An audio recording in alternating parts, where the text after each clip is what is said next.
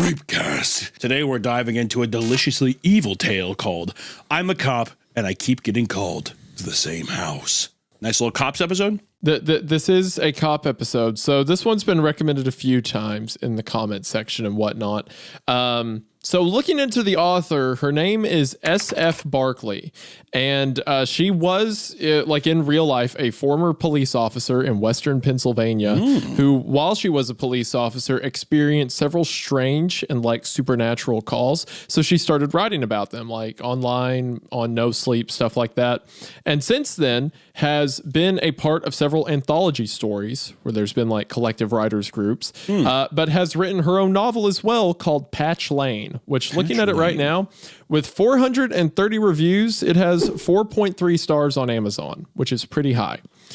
Patch Lane. Patch Lane. The description for the book says Sarah Hastings is a rookie cop who works the night shift in Amber Forest, a small rural town in Western Pennsylvania.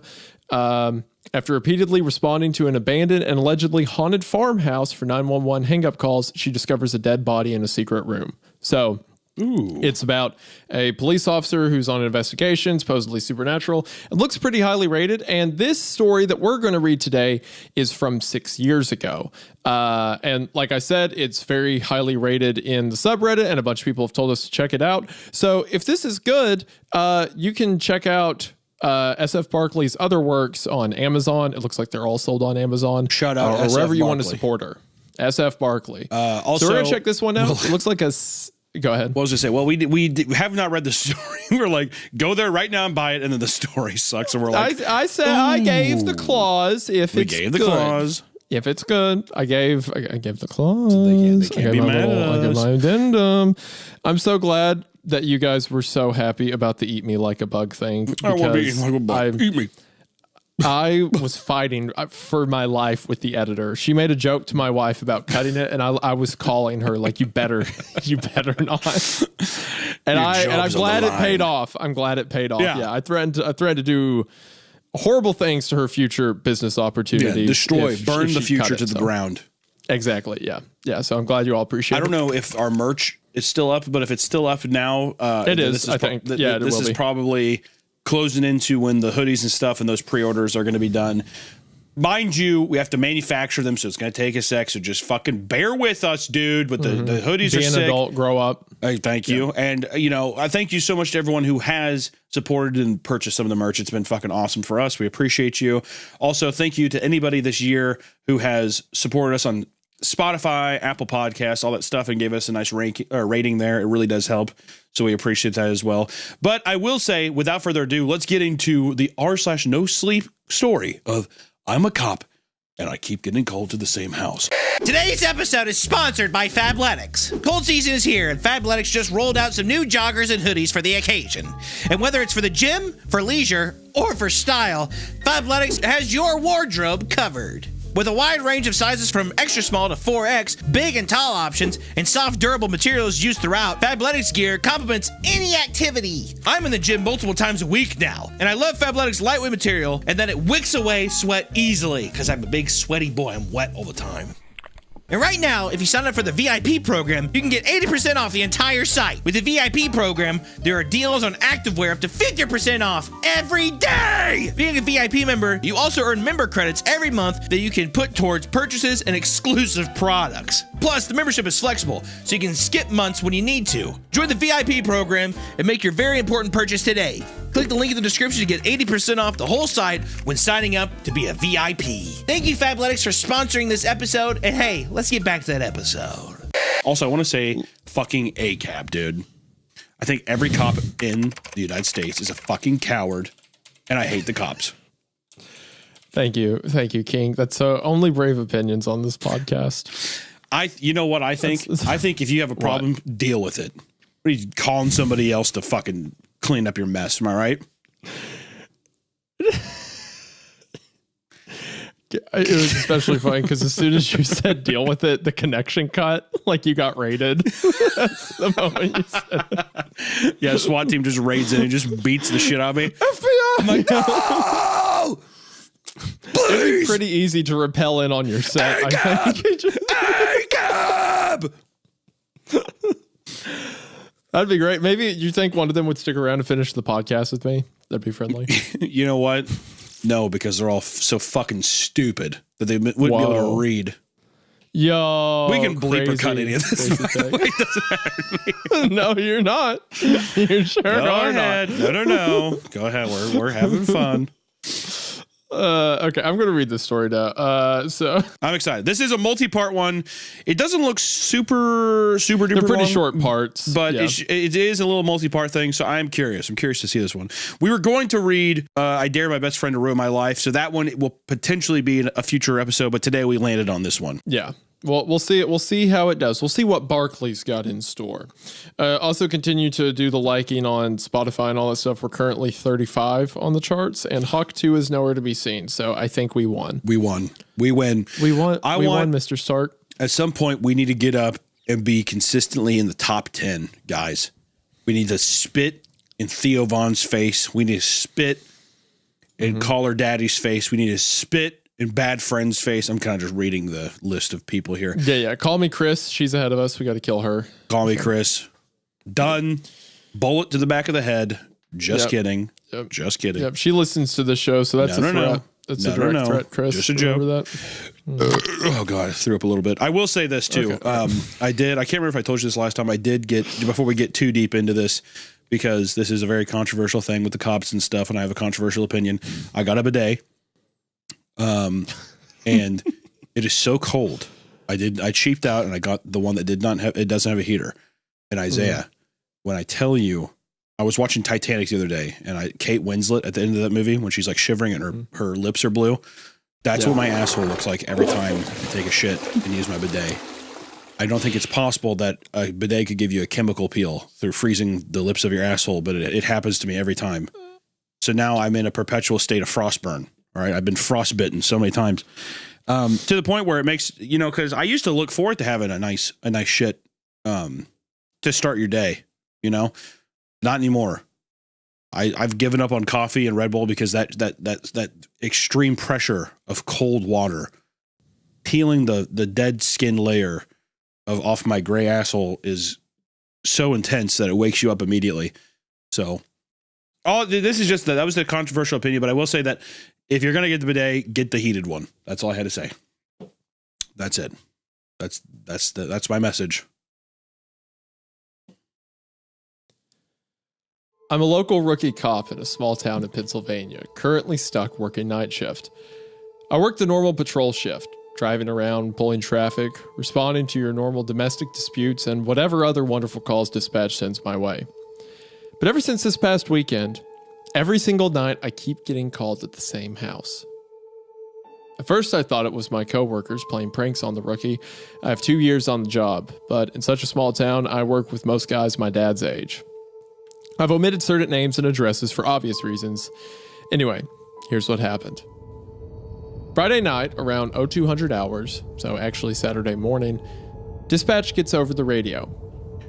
Dispatch to 1034. 1034, go ahead. We just got a 911 hang-up from a landline that's coming back to XXX Patch Lane. Can you go check it out? 10-4, en route. So I immediately start driving to the address, which was about 6 miles away, but it's a pretty rural area, so I got there in less than 10 minutes. I turn right onto the gravel lane, and after about 7 seconds, I see the house up ahead on the right. No lights on inside. I park my cruiser on the gravel lane, lights off, so as not to announce myself in case there is an actual emergency going on inside. We're trained not to just roll up to a house, lights on, in case the subject decides to ambush the officers arriving with gunfire. Anyway, I quietly approach the old farmhouse and check the perimeter. No signs of anything. No lights, no sound, not even a car parked anywhere. I begin to think maybe dispatch got the address wrong. 1034 to dispatch? Dispatch, go ahead. I'm at Patch Lane. Can you confirm this is the address? Stand by. 1034. Yes, that's the correct address. Do you need backup? Negative. Appears nobody is home, but I'll update. At this point, I knock on the front door and announce myself. Officer Barkley, Police Department. No answer. All the windows were closed, and I gently try the front door. Locked. 1034 to dispatch. Dispatch, go ahead. It looks like this house is abandoned. I think the 911.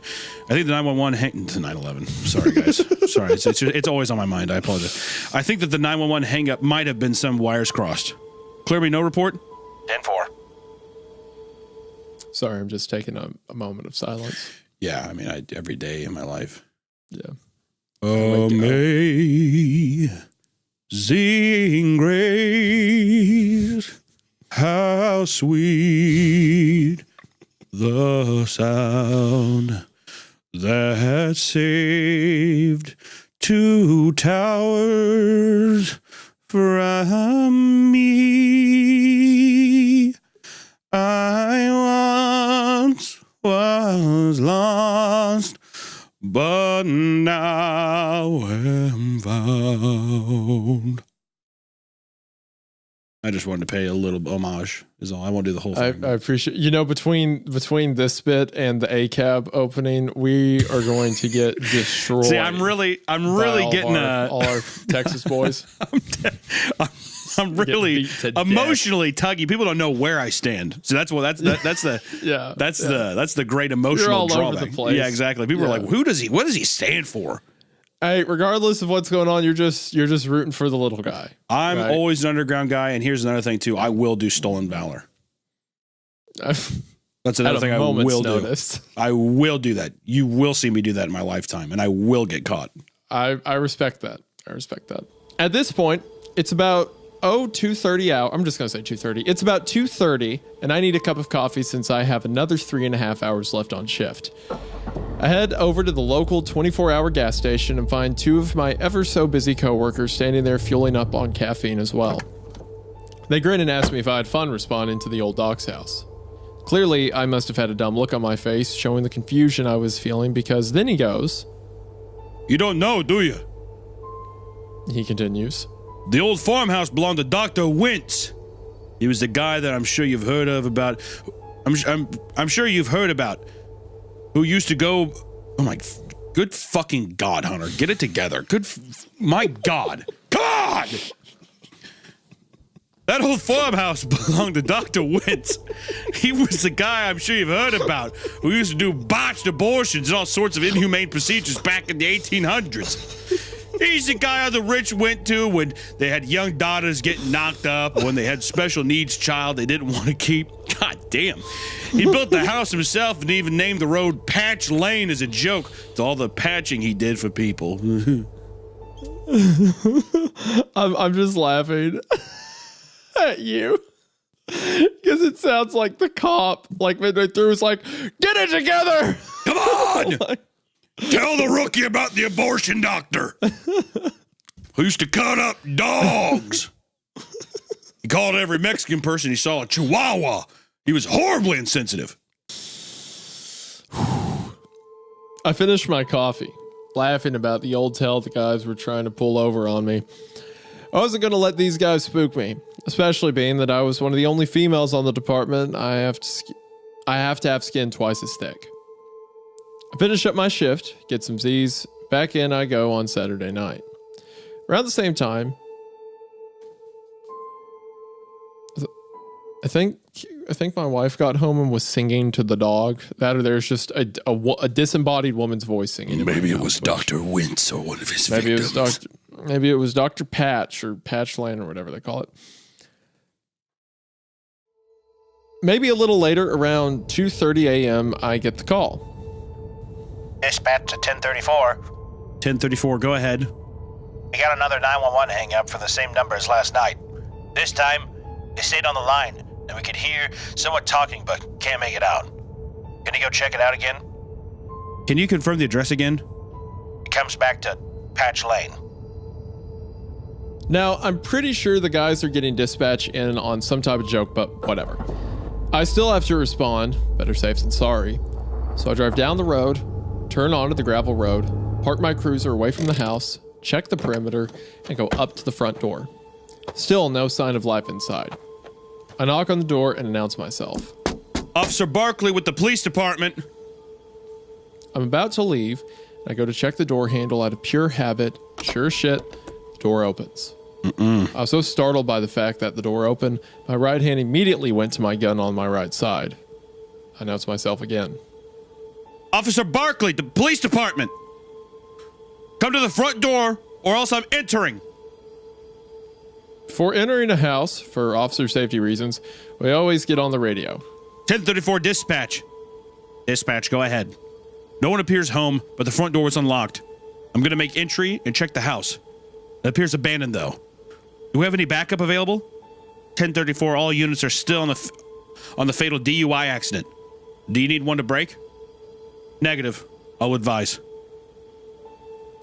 I figured I didn't need backup breaking from a potential homicide scene for this abandoned house search. I make entry, gun drawn. I proceed through the first floor, dodging cobwebs and stepping over dead insects and critters. By the way, can police do that? Just enter if no one answers, could they just walk in? I guess so, as long as they announce. Buddy, right. The system's so fucked they do whatever they want. Okay. Sorry, I forgot who I was talking to. let me call literally anyone else. Also, can I just say, I do like this setup. I like this setup of, I like the little urban legend beforehand. Kind of reminds me of like House of a Thousand Corpses, Dr. Satan kind of vibe. And I like that the officer has been there before. And then when she goes back, it's just unlocked. It's just a classic little, haunted house trope kind of thing. I like the little setup so far. Yeah, it's like your classic officer responds to creepy call. It is a fun campfire story. I feel like I'd be with my friends at a campfire saying the story, and we would all be in our sleeping bags and we'd be all scared and shaking. Yeah. Yeah, it feels very, very classic. Feels very classic. A palate cleanser after you and the boys did a spin the bottle. All right. Okay. We're not making this into another. Which one did you make that joke on? What? Someone made the web comic about. Someone Sometimes the cucumber tastes better pickled. Sometimes. Well, first off, that's a Dave Chappelle line. Just want to put that out there. What it is? Yeah, it's in the Chappelle show. It's when he's on trial defending Michael Jackson. And then he says, sometimes the cucumber tastes better pickled. All right. Well, I didn't need to know that. So I made a little web animation of you talking about making happy accidents with your friends in the woods. There's some happy accidents. That's what I tried to tell the assistant preacher. He got me out of that church. As a matter of fact, he threatened to register me with the state of Illinois. So that's why I told the family we were moving to out of Detroit because the business was gone in the region. That's why we're down here now. Right. But I'm just saying that is the kind of hard. No one wants to work anymore. Okay, You know so what that's why this country's brought us to. Sometimes the cucumber tastes better pickled. So how? I don't know what it is about you that keeps wanting to take stories in that direction. I'm just saying, I can't wait. People don't know we are getting ready to go on break, and we're getting ready to go camping, and it's going to be awesome. I don't like anything you're saying. I will say during the while we were reading Goatman on tour, Hunter kept bringing that up at every show. Kept bringing up the whole isn't it funny if some guys got to fooling around in the woods? And I will just say, LA did not like that joke. Nothing funny about every other city found it hilarious. In California, not a laugh in the room. They were just staring at us. Dead meme immediately. Just a couple guys, and you kept trying to force it. Oh, I absolutely did, much like my fist. Just a couple guys fisting around. You know what I mean? Is what it is. Yep, that's what it is. I'm going to keep reading now. Okay. I continue upstairs through the bedrooms, closets, and everywhere a person could be. I checked. I worked my way back downstairs and checked the basement. It's a pretty small basement, but it's broken into several tiny rooms. One room has a metal door with a padlock on it. The padlock needs a key to open it and is completely rusted shut, covered in cobwebs, and even one big old black spider was guarding that lock, having made its home. Clearly, this lock has been there for years, maybe decades. I didn't worry much about it since there's no way anyone was in there due to how rusted this old lock was. Even the keyhole looked corroded and filled with rust and dirt. Eventually left and advised dispatch no report. I grab a cup of hot coffee around 4 a.m. and catch up with one of the guys from the DUI crash and ask him what the mess of a scene looked like. He told me I'm lucky I wasn't stuck on that scene. He asked me about the Patch Lane house, and I told him it was pretty creepy, but I checked it out, and it has to be crossed wire somewhere. I felt comfortable telling him it was creepy since I knew this guy from when my dad was still on the force, and he treats me like a daughter. He said he used to get dropped calls all the time from there back in the 90s, but there was actually a family living there back then. Each time he got dispatched, they were surprised to see him, and they let him search the whole house. Never any problems. Just a single mom with her 2 kids minding their own business. I asked him what happened to that family, and he said nothing suspicious. They moved away after maybe 10 months or so, definitely less than a year, and a few families moved in and out renting the house, but ever since about the late 90s, nobody moved in. I asked him if he remembered there being a locked room in the basement, honestly not really knowing what it was. Honestly, not really know. Sorry. I don't know. This is so hard for me. Honestly, sorry, they almost won that time. Honestly, not really knowing what I was expecting as a response, and his eyebrows raised, and he said,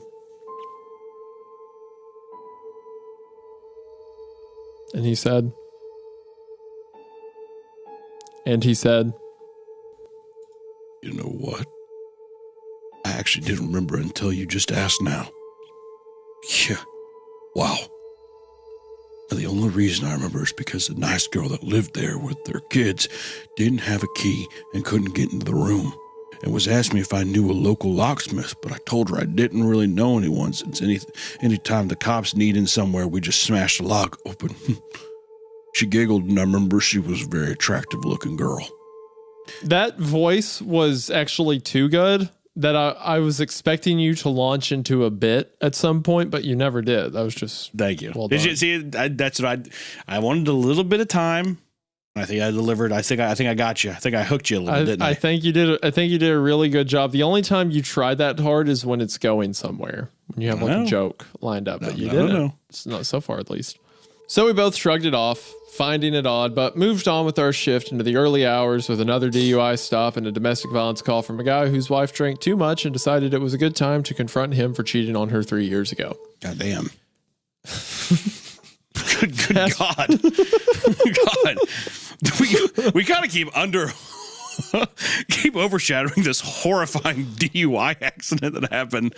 Good fucking well, they God. mentioned there was a DUI fatality. Yeah. And then there's another DUI stop and then a domestic violence scenario. So a lot happened. I mean, like, most people I know who are police, like, this tends to be the vibe. It's like, yeah, well, yesterday we had a couple domestics. This guy kept trying to beat his wife to death. It's like, we haven't commented on it. I'm just, from a police standpoint, you'd have to see so much shit or hear about so much crazy shit every day, that it's just all, it's all normalized. Water off a duck's back at some point. Yeah.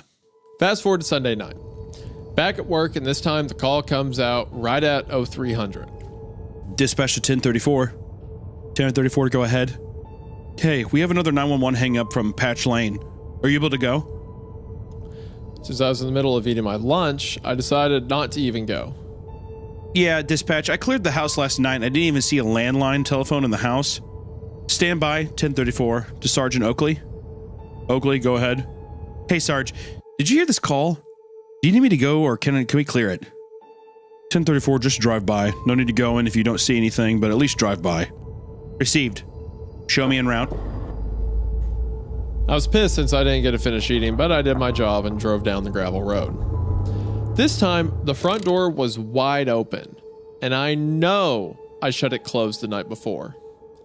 At this point, I began to think a homeless person's inside, which is still trespass. So I call it dispatch, I have an open door, and I'm going to check it out.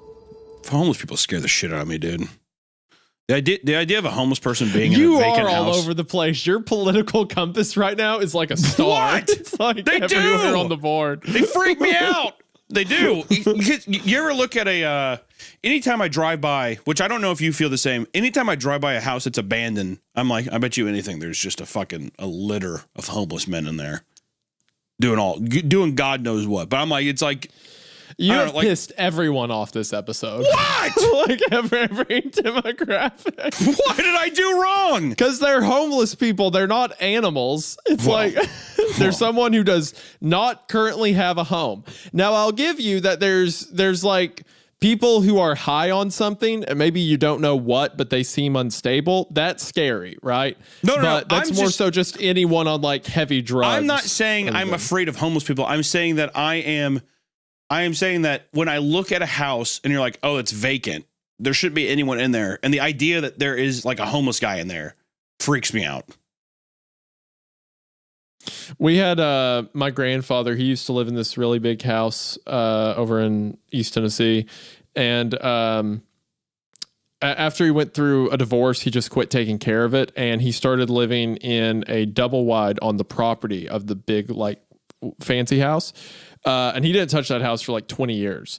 So my dad and I go in there to clean it up. Mm-hmm. Or like see if we were trying to see if the house was salvageable because like the roof had fallen in and stuff like that. And we go inside and someone had been living in there. God. And like, keep in mind, the house is not like a closed off house. Like all the windows are broken. There's like vines growing up the wall and stuff. And we go in there and there's like a homemade cot that was laid out and then like some empty cans of food and stuff like that. And it looked recent. But here's what's weird about it. This isn't a property that's in like the middle of a town where it's like, oh, he walked down the street. Probably. This is, there is one gas station, but like, everyone who's at the gas station. Other than that, it is trees and dirt roads for at least 8 miles. That's what I'm saying, dude. I'm saying. So it's like, where is he? If he's not here right now, where'd he go? That's what I'm saying. Is like fucking homeless people walking around the fucking woods making Minecraft zombie sounds. You know what I mean? Going into your house and then they have a cot. How do they bring the cot up there? They got a cot and fucking canned beans. Well, and that's the same thing with the story though. She's like, oh, I drove down the gravel road. So it's the same idea. It's like, what, a homeless guy? He's just like, I'm going to walk down this road and just see where it leads me today. I doubt it, dude. I don't fucking trust him. So here's the thing about this house, right? Because now I'm talking about more of my trauma that's being unveiled. Sure. I was maybe like 9 at the time, 9 or 10. And we set all of that stuff that we found inside of the house, we set it outside. We didn't throw it away. It's just like, hey, we're trying to redo the house. Like, here's your stuff. Come get it. So the next day, and we were sleeping in the double wide that like was in line of sight of the house. Oh yeah, they probably came out like fucking possums and grabbed it, didn't they? We go to sleep that night. We wake up the next morning and everything had been moved back into the house. My God. So now here's the thing. We were like, it was in such a way they either had to come from the road or the double wide we were staying at. So the other alternative is, were they in the house while I was in there? Oh, dude, I bet you they were. In the closet or the basement or just being real quiet while we were moving stuff around. I think about that sometimes. Can you imagine, like, you're like walking around, you're like, oh, yeah, man, this is going to be, I don't know. You're like talking to your dad, like, oh, this house looks too, like, you're just casual conversation. No, it's too renovated, blah, blah. And then you walk by and then like the closet you didn't open, that's where the guy was standing. It's weird you mentioned that because I used to have these nightmares about that house because there were so many ghost stories. Isaiah, do not tell me that you do not fucking trauma dump me right now. Listen, I used to have so many nightmares about that house. I would have dreams about like there was a monster in it or like it was on fire, stuff like, because it was just a creepy house, right? Because it was, old, decrepit. It was built like in the early 1900s. So it looked like an old like plantation style house or whatever, but it was like overgrown and stuff. So I used to have nightmares about it. And I would have this one nightmare where there was a face looking at me from like the top of the stairs. Oh my God. Like where the banister was, there'd be someone looking down. I had that dream a lot, and it's almost so vivid. I wonder if it's like a memory. How old were you? Well, how old were you when you went into the house with your dad? Like 9 or 10. Dude, oh my God, Isaiah, you saw a fucking 50-year-old homeless guy looking at you. He probably did too. He probably put his fucking gross ass finger up to his lips. He did. Shh. like like Sleepy Hollow or some shit? He might have because honestly, I don't remember say that much. nothing. You called him the Can Man because he had like a bunch of fucking canned beans rattling around. The Can Man keeps looking at me. And your dad's like, "Shut up! Come on, we gotta go meet Grandpa on the double wide." It's like the Can Man treats me nicer than Grandpa or Dad ever did. I mean, if it was the Can Man, he was quite nice to me. Like I know. I bet he was. You know why? Because every day you would fucking paw around your grandpa's double wide trailer for some canned of Heinz beans. Can Man. You had a spoon. You'd hit the side of it. Can Man. You hear him rustle around. The can man is certainly a great Creepcast character to relay off my possible childhood trauma. Look, here's what I have to say. Here's what I think. If it is a repressed memory, I hope it stays repressed. I hope I never. I hope I never dig that one up. I have a haunting feeling that you are going to get a visit from the Can Man in your dreams tonight, dude. I have a feeling you opened up a Rolodex in your brain. I hope. I actually haven't thought about that in a long time until we started reading about the house. And as she's describing like the open door, I'm thinking like, oh, that's kind of familiar. And now there's a man standing there with a string of cans attached to his belt. Isaiah, come on inside. I like to imagine that the Can Man was actually very kind. You can do anything you want with your life. He's just stuffing his face. That's good.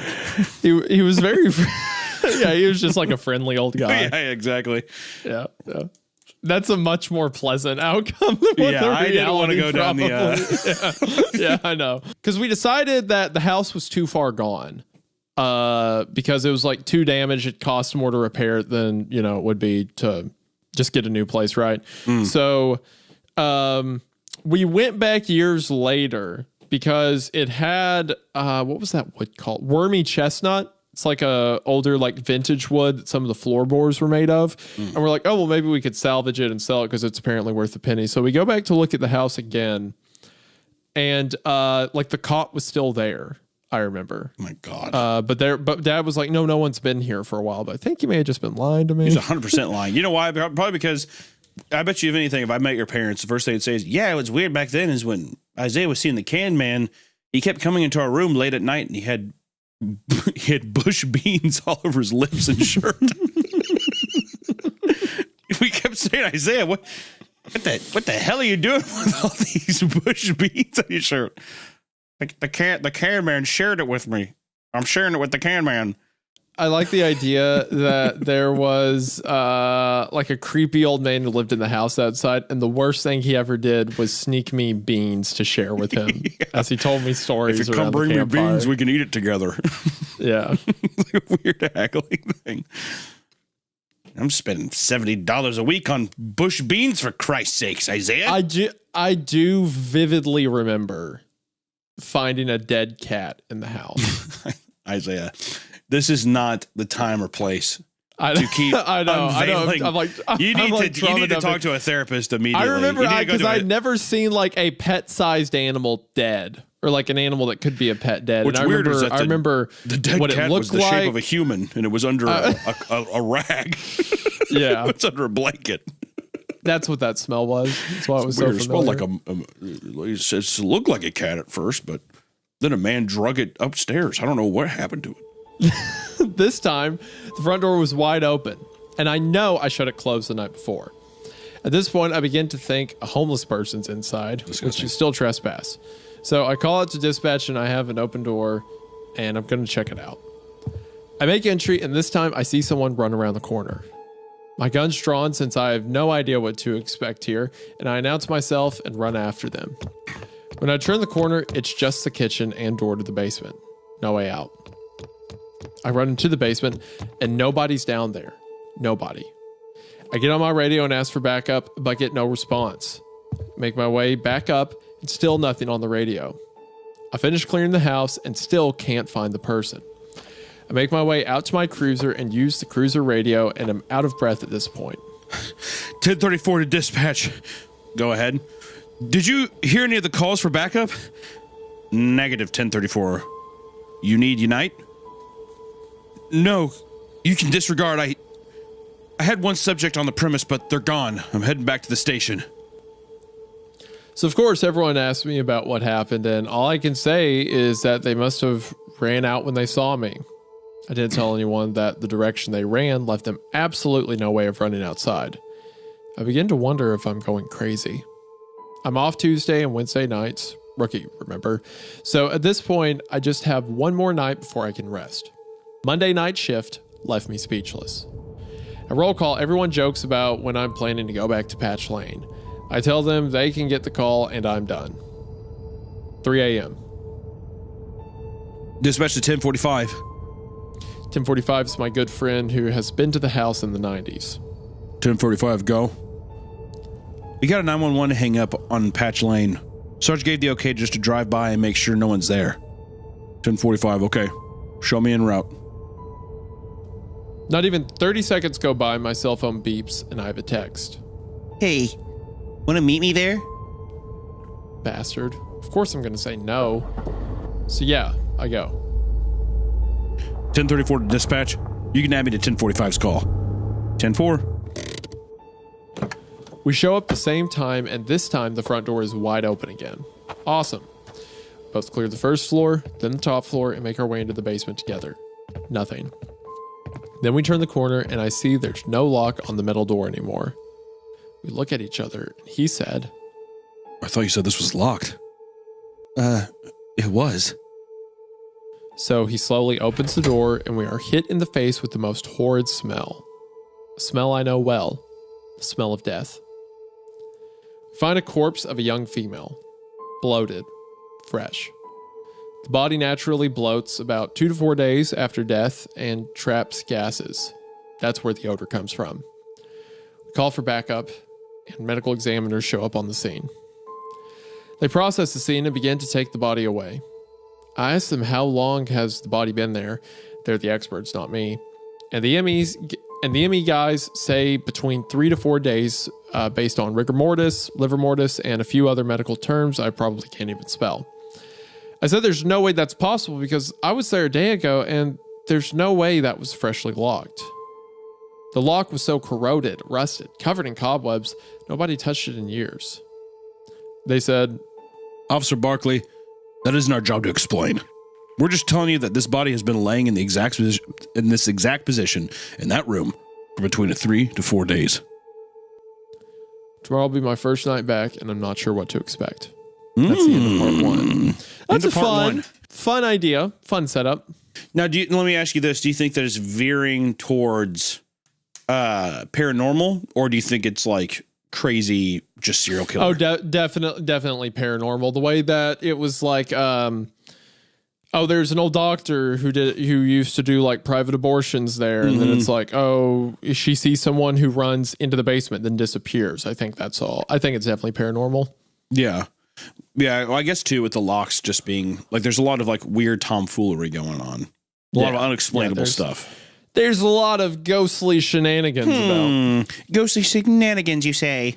Well, I'm stoked for part 2 though. That was a fun little setup. It was fun. I enjoy it. Here, I'm going to do. I am going to grab a crisp Red Bull from my mini fridge right here. Oh. Yes, a beautiful, delicious, sugar-free. Part 2. All right. Part 2. Update, Thursday, August 9th, 2018. I woke up this morning to a blaring ringing coming from my nightstand. I smacked my alarm clock, but it didn't stop the noise. I finally realized, with half an eye open, that it was my phone. I answer. Hello? Barkley, wake the hell up. Chief wants to see you now. Sergeant Oakley is not the voice I wanted to hear at 8 a.m. this morning. I rolled my ass out of bed and began to get ready to head into the station since I knew it was never a good sign when good old Chief Fox wants you in his office ASAP. Around 9, I walked into the station in uniform and headed towards Chief Fox's office. I knocked on his open door and poked my head around the corner. Chief said, Barkley, come in and shut the door. Shut the door and took a seat. Well, Barkley, you shouldn't be surprised why you're here. You got dispatched to the same goddamn house for 4 nights in a row and discovered a dead body on the 4th night. And this body has been there for at least 2 of the previous nights. You really fucked up, Barkley! And now I have paperwork out the ass, and you need to answer some questions. What the hell? How's he turning this thing on me? I did my job. I followed protocol. I followed my training, and I cleared the house as I was taught. Okay, Chief. What questions do you have? Walk me through the first night. Did you check the windows, the doors? Yes, I checked the windows, which are all secured, and the front door was locked. There are no other doors except the front door. It's a very old and small farmhouse. All right. What about the second night? Windows, doors? Chief, I checked the windows, and as my report said, the second night the door was unlocked. I followed the protocol and made my entry. And tell me why you didn't check the room in the basement. Well, according to Maryland v. Buey, what the fuck that word is, I conducted a person sweep of the home to check for any persons on the premises since the property appeared abandoned. I looked in all the areas and a person could potentially hide, and when I got to the room, I saw the clock was rusted, corroded, and covered in cobwebs. There was no way anyone could have hidden in that room and locked themselves inside. I was not searching for a crime or illegal substances. I was only legally allowed to search for persons in the residence. I know the fucking law, Berkeley, thanks! Did you try the lock? Well, no. I could see that it would not have opened. Did you think to try to call one of your male officers to try to open the lock? Ooh, shot you dumb broad, right? Does that not read like that? You stupid bitch. Yeah, that reads like, did you need a man to come do it for you? All right, fine. Do you need a man to come? Yeah. Chief, the reason I didn't try to open it was because I thought it was too weak. I didn't try to open it because I could tell it had not been touched in decades. Well, thanks for your expertise in locks and corrosion. This entire case is fucked up thanks to you. I'm going to keep a close eye on you. Chief Fox, I followed all our department's procedures and stayed within the law. If you feel I handled these calls improperly, then please provide me with any additional training and procedures that would guide me how I should have handled it. Nobody likes a smartass, Barkley. Go start your shift. You have a lot of follow-ups to do now for this. You have a lot of follow-ups to do now for this case. It can't be doing that shit at night. Bro, I love like stereotypical police settings. Now like, you're off this case. I got paperwork at the ass, Barkley. Listen here. The mayor's at my ass. This whole department's coming apart. Yeah, exactly. We're falling apart at the seams, and the mayor's up my ass. You're off this case. You're back on it. Now you're off. You're on the case. You're off the case. You're on the case again. No one's on the case. Everyone's on it. No one's on it. Get off the case. All right, come here. Get on the case. All right, now that you're on it, now get off it. I wanted you on so I could put you off. I have so much paperwork. That's got to be like crack to like grow a mustache, be on a department for years, and then yell at like some rookie, "You're off the case." That's got to be. If I was a 58-year-old man with a stash, and I was just I was like, "You son of a bitch." The mayor is breathing down my neck, and now I got a stack of paperwork that's gonna take me the rest of the goddamn week. I'm keeping an eye on you, Berkeley. That's so good. I love that one. I'm keeping an eye on you. I feel like, hold on, I've got aviators. Should I put them on? I think so. When you're a cop now, Isaiah, you got to. Hold on. If you're in cop energy, you got to put on the aviators. Nobody likes a smart-ass broccoli. Nobody likes a smart-ass Berkeley. Go start your shift.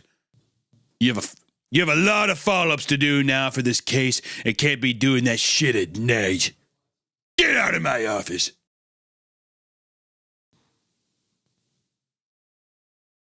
Hello? Oh, he had to get up to go get his aviators. Oh no, we gonna rock down to Electric Avenue. Okay, that took much longer than I was originally expecting, but I found them. All right. That was definitely worth the time. That was definitely worth the time. It was definitely worth it. Right. 100%. What an asshole. I knew from the day city council hired me that he hated me. Yeah, as I said, it's a small town, so the chief tends to do what city council tells him to do. Lucky for me, city council was eager to hire another female officer, but I don't think Fox was on board with their idea. I'm used to the sexism in these small towns, but I tolerate it since my That's so funny, me putting the shades on to be like, yeah, I'm used to the sexism in small town. But I tolerate it, since my fellow patrol officers, for the most part, don't share the chief's criticisms. I decided to follow up with the medical examiner's office to see what information they had from the autopsy and the crime scene, since we didn't seem to have a copy of their report at our station. I called the chief medical examiner. Hey, it's Officer Barkley from the Patch Lane case. Did you guys finish up the autopsy report? Yeah. Oh, okay. I didn't see a copy here at the station. Can you send it over? I'm pretty busy right now, and plus, that's my assistant's job.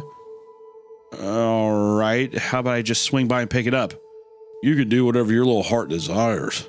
That's gotta be an inappropriate way to talk to. You can do whatever you want to, sweet sexual cheeks. harassment, got it. I'm just a medical examiner. You don't have to tell me about sexism in small towns, because I know all about. Yeah, you don't tell me about sexism in small towns, sweetheart. I'm the chief of sexual assault. I'm the chief of. I'll assault your sexual any day you want. I'm medical examiner. I'll examine you medically. What you got? He's wearing like a female body inspector shirt. Like, yeah, he's wearing either a female body inspector shirt or he's wearing the shirt that's like a tuxedo, but it's just a short sleeve shirt. Yeah, yeah. It's like anytime you want. I think the body's here somewhere. Oh, that. Yeah, well, I think we have that. I thought you meant. I thought you were talking about something else. It's my assistant's jobs, but he's actually getting me pizza rolls from the store right now. So, just like overneath a corpse, like eating like warmed up Tostinos. It's like the grease is dripping all over the body. Oh shit! Good. The chief medical examiner wasn't exactly eager to help, but I grabbed my cruiser's keys and headed on over to the lab. The assistant was a young girl, looked fresh out of college, and greeted me with a smile. Hello, officer. How can I help you? Asked her for a copy of the ME's report from Patch Lane, and she proceeded to enter some letters into her computer, then hit print. She handed me a 3-page document, and so I asked. Aren't there more pages? Nope. That's it. I found this very odd, considering most medical autopsy reports for a homicide case are all well over 20 or 30 pages. I took a seat to look over the report, and I guess my confusion and anger showed on my face since the receptionist asked if there was a problem. As I reviewed the autopsy report, I saw that for the hair color, which was clearly long and blonde, they listed brunette. For eye color, they listed undetermined. I wish this was the end of the shit show, but the entire report seemed to be either wrong or just incomplete. The manner of death was listed as homicide, but the cause of death was listed as undetermined. What the hell? Isn't that their job to determine cause of death? I marched over to the chief medical examiner's office and knocked twice before walking in. Chief, is this just a skeleton report from the Patch Lane incident? Held up the 3-page document in my hands to show him. A skeleton report is just a basic report cops will fill out prior to end of shift, and then the next day, with fresh eyes, they fill in the gaps. However, with the homicide case and being that this was now over 48 hours later, I didn't understand why they would only have a skeleton report. Nope. That's the finished report, sweetheart. I hate when old creepy men call me sweetheart. Well, why is there no cause of death listed? Well, because thanks to you, the body sat in a locked room for 3 days and left us barely any evidence to work with. Why the hell is everyone blaming me for this? Then can you explain why the hair color was wrong and about half of these items are listed as undetermined? If you think you can do better, go right ahead. God, what is this police department? She's like the only professional person. She's like, am I the only person actually doing my job here? He's like, I took my crack at it. If you think you're better, go ahead, change it. I wrote it all in pencil. Erase whatever you want and write whatever you need down. It's really funny because it's like, hey, you didn't list the cause of death. It's like, it's been a whole 2 days. You think we can tell after 2 days? Who are you? Yeah, like, exactly. What do I look like? Harry Houdini? Do you think I'm Batman or something? World's greatest detective? No, ma'am. Come on. How am I supposed to tell? You think I could tell how somebody died from a body? They got to be alive to tell me that. Bada bing. Duh. Toots. And then she's like, okay, did you Why did you say her hair was brunette? What do you want me to do? Look at her? So what? We're going to get this semantics. I'm colorblind. First, she wants me to be a magician, figure out how she died. Then she wants me to look at the body. Who are they hiring down at the department these days? Sweetheart, you're so much prettier when you smile. Yeah, he immediately launches into like, has anyone ever told you you're the most beautiful woman I've ever seen? Oh my God, you might be the most beautiful angel I've ever seen. I'm surprised God let you come down from heaven. I don't mean to be too forward here, but you have an amazing rack. Can I say that? I don't mean to be too harsh, but it's just a fact. I like to be very subtle, but I would love to make love to you at any point.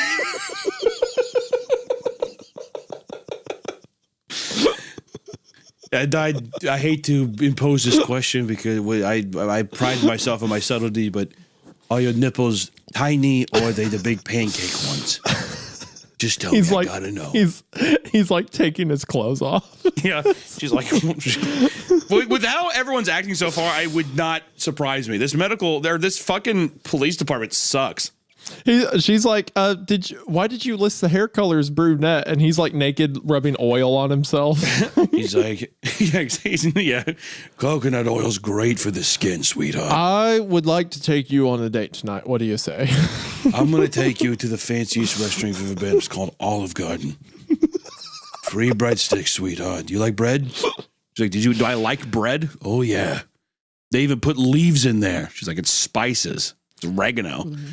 No, leaves. Leaves. They put leaves in there. Then if you get the potato soup, you can dip the bread in the soup, and then it's a whole nother world. It's a different ball game. If you can get potato soup, if you can get cabbage soup from Olive Garden. She's like, are you eating like a Depression era person at a restaurant? I would like the edge of a loaf of bread and a bowl of your finest cabbage soup. Thank you. What do you mean they sell pasta here? Yeah. What is it, wet bread? I don't like that.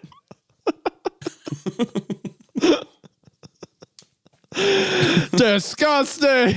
Yeah, get the fuck out of here. We're You're leaving. Off the case. We're going to Red Robin. Yum.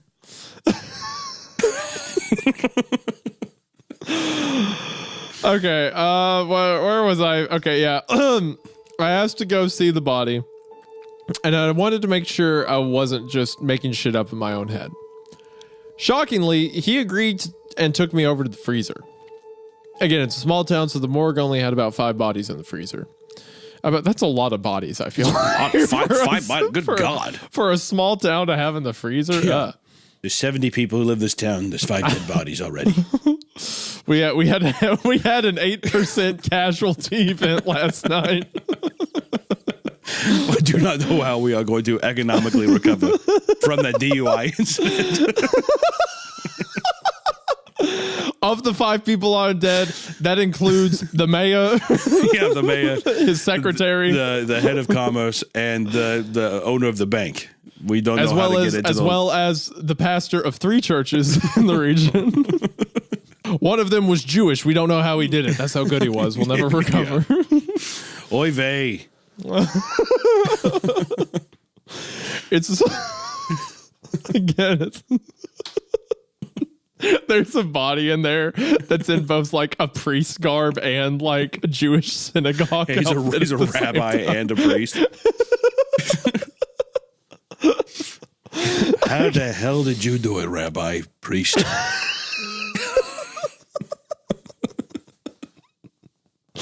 Okay, I have to lock in on the story a little bit. This is we were pushing it with the bug thing last time. Yeah, I feel like we're gonna be pissed now. Too far. I know everyone's mad. Whatever. We're having fun.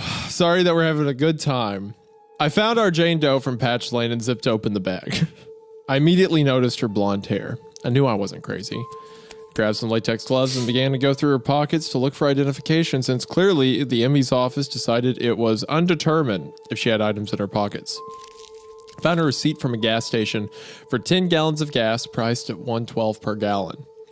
I actually felt jealous of this dead woman, wondering where she found to go where she found to get gas that sheet. Man, I don't know what that hurt.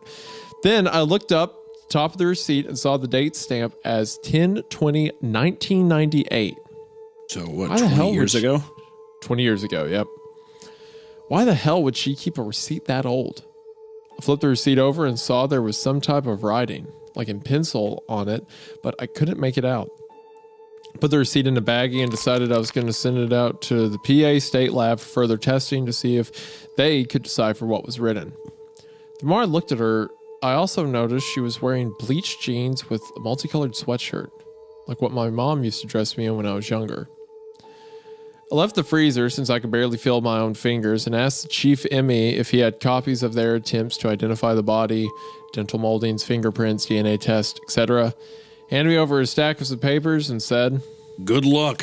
Why are there only 6 fingerprints? Why didn't you do all 10 like normal? Well, why didn't you check the lock of the door while you were 30 days ago? God! What is this? This is the most fucking petty police department of all time. Well, why didn't you check the lock of the door while you were there 3 days ago? I don't tell you how to do your job, so why the hell are you going to try to tell me how to do mine? What is this? It's insane. He's literally like, look, you couldn't find the body, so I'm going to not identify exactly. it. Potato, you didn't check potato. That. I left out 4 fingers. Even Stevens. It's a clean slate. Asshole. I decided I was going to redo her fingerprints since the ones he handed me looked shitty and weren't even complete. She's usually more thorough than this, and I have no idea why it feels like I'm the only one even trying to solve this case anymore.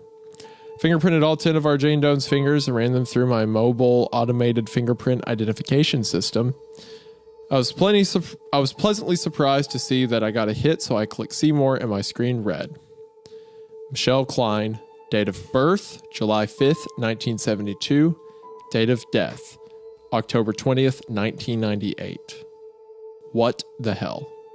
Interesting. End of part 2. So this is, wait, let me ask you this. With everyone being so fucking up in arms and stuff, do you think that the story is trying to bait and switch you, like, oh, the police department's in on it? Or do you think it's just like, do you think that the police department is trying to hide something? Or do you the think police department's 100% in on it? 100%. You think so? This guy being like, look, what, you want me to do my job? Are you crazy? What the hell? Yeah, that's 100%.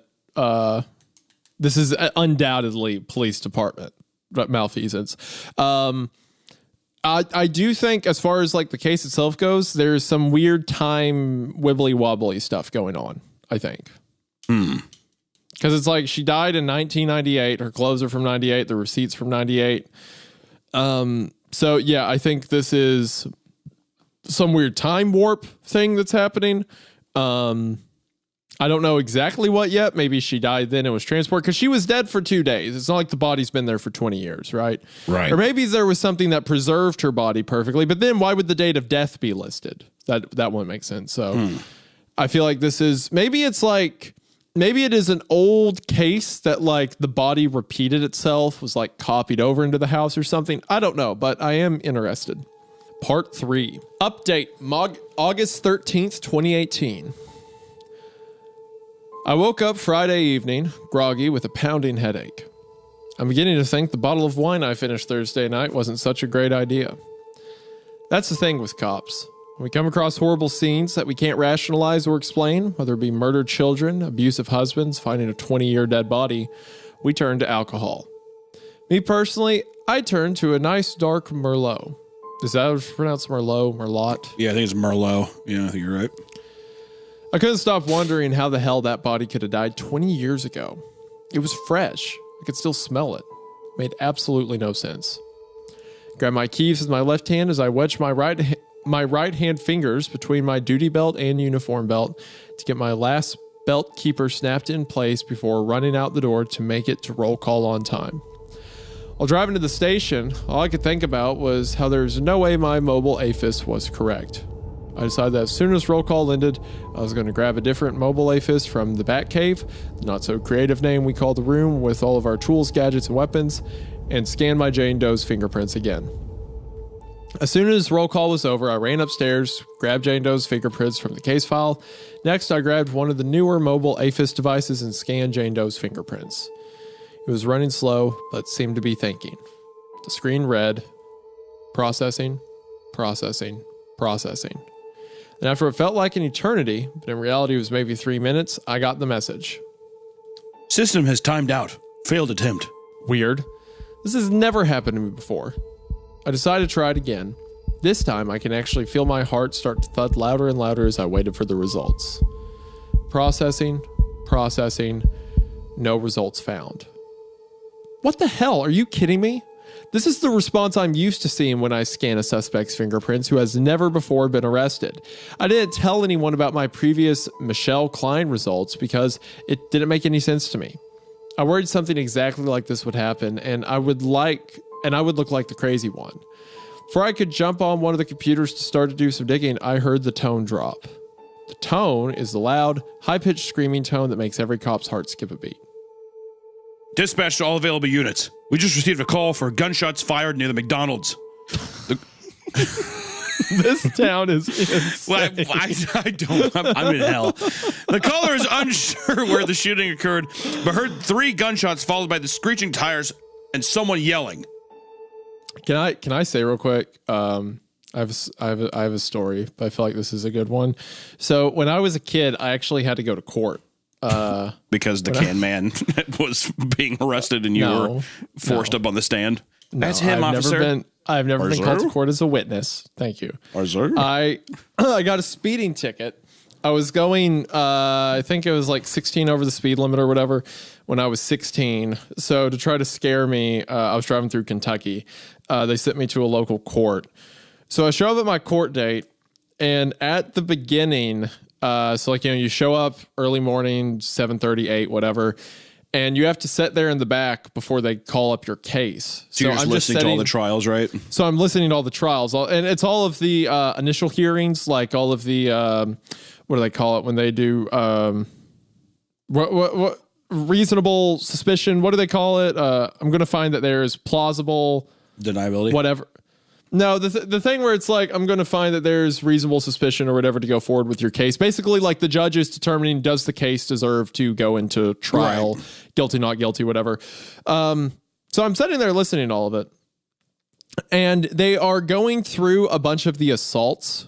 And the whole line of people going up to the stand, up to the bench to talk to the judge are the kind of people you'd expect, like a bunch of like drug addict looking guys in t-shirts who are there. Sure. It's all like domestic and stuff like that. But there's one girl in line who looks like a soccer mom.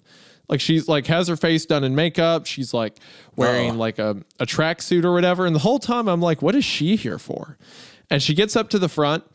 And the judge is like, do you understand the like ruling against you? And she was like, no, I do not. And he was like, would you like me to read like officer's report? And she was like, yes, I would. And in my head, I'm like, oh, yes. Fantastic. Give me the tea.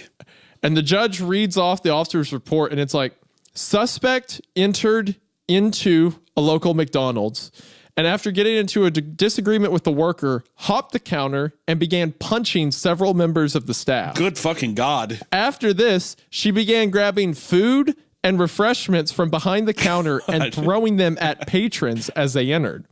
When police arrived to the scene, she began throwing ice cream at them before she had to be tased and arrested. Of course. You know, sometimes you have those days, dude.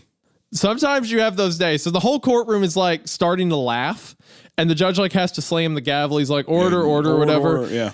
And he was like, ma'am, I'm going to find that there's reasonable suspicion, maybe whatever. I'm going to find that there's reasonable suspicion to move forward. Until then, I'll see to it that you are not allowed to enter a McDonald's. And she says, how many McDonald's? Which ones? And he says, any McDonald's in the continental United States. And then, so she's walking out the door, and some crack addict in the back of the courtroom, whenever she's about to walk out, goes, here comes the Hamburglar. Everyone in the court started laughing. Man, to get totally fucking burned by a crack addict homeless guy would be fucking brutal. Yeah, this dude was like scratching scabs off of his skin, near shirtless, and he's like, here comes the Hamburglar. And like the judge was laughing, like the other crack addicts and like abusers were laughing. It was great. Yeah. Anyway, so yeah, that's happening in this town. There's gunshots being fired near a McDonald's. I ran to my cruiser, flipped the switch to turn on my lights and siren, and raced to the scene. We circulated the area for over an hour with no results. Finally, dispatch got back on the air. Dispatch to all units. We just received a call from the hospital that they are a gunshot wound patient and they would like an officer to respond. Sergeant Oakley was kind enough to offer the rookie's assistance. Just like that, I spent the entire rest of my night sitting at the hospital waiting for the victim to come out of surgery so that I could question him. I spent all Friday night thinking about our Jane Doe case and trying to find answers. But the more I thought about the case, the more questions I had. When I returned to work Saturday, I decided I wanted to return to Patch Lane and try to get some closure to some of the unanswered questions. After everything that happened, I realized it would be best for me to not go alone. I texted my friend Tim, he's a badge number 1045 who responded last time with me, and asked if he'd be willing to head back over to Patch Lane with me under the radar. He agreed, and we both advised dispatch to hold us out doing foot patrol around the park. This is an area we had a lot of problems at night with underage drinking and smoking.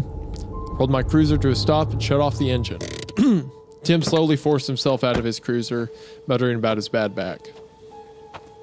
Barkley, what are we even looking for back here?